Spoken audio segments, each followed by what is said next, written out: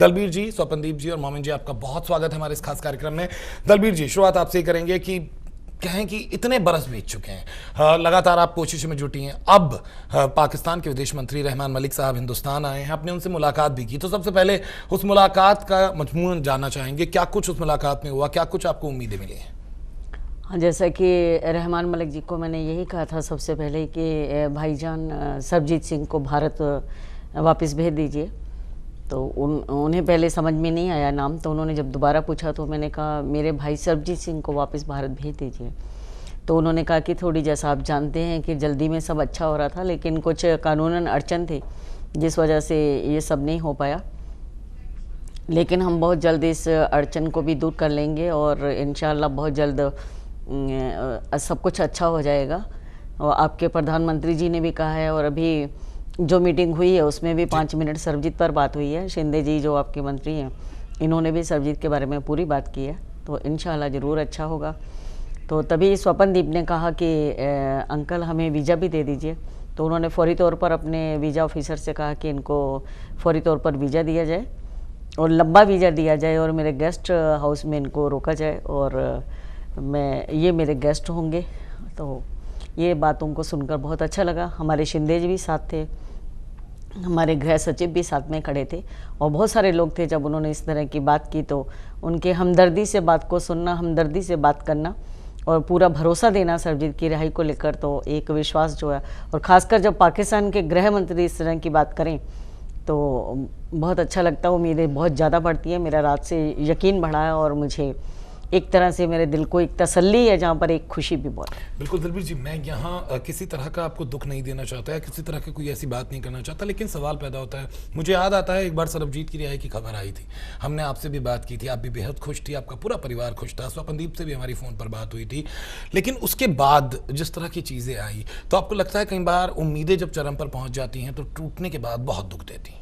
हाँ बिल्कुल, इसमें कोई शक नहीं है कि जब दिल टूटता है किसी का तो आँखों के जरिए वे ज़रूर सबको बताता है कि आज मेरा दिल टूटा।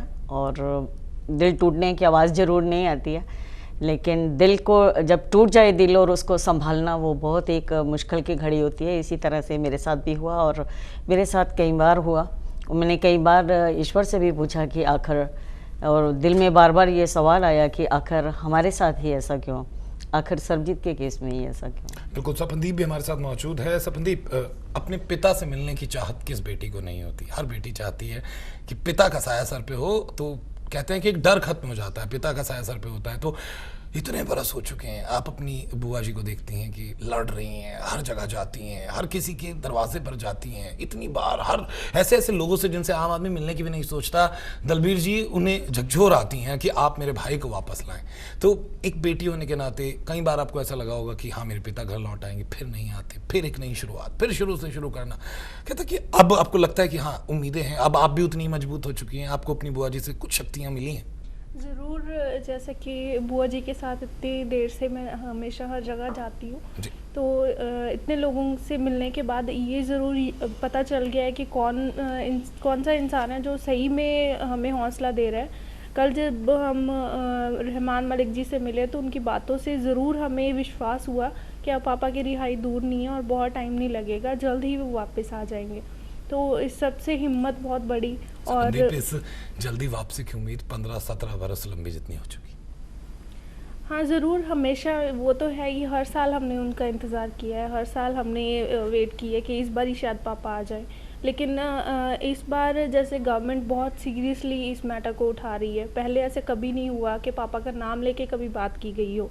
तो इस बार गृह मंत्री हमारे, उन्होंने भी बात की रहमान मलिक जी से, हमारे पीएम साहब ने भी बात की, और पहले कृष्णा जी भी जब पाकिस्तान गए थे उन्होंने बात की। तो इस सब से ज़रूर हमें ये यकीन हमारा और मजबूत हुआ है। बिल्कुल, स्वपनदीप आपसे बात करेंगे। मोमिन मलिक जी हमारे साथ मौजूद हैं जो यहाँ पर कानूनी देख रहे हैं, कानूनी दावपेच देख रहे हैं। मोमिन जी, लेकिन आप तमाम इस केस को शुरू से देख रहे हैं, आप लगातार जुटे हुए हैं, आपको क्या लगता है कहाँ कहाँ अड़चनें पैदा हो रही हैं, कहाँ कहाँ सरबजीत की रिहाई के लिए दिक्कतें हैं?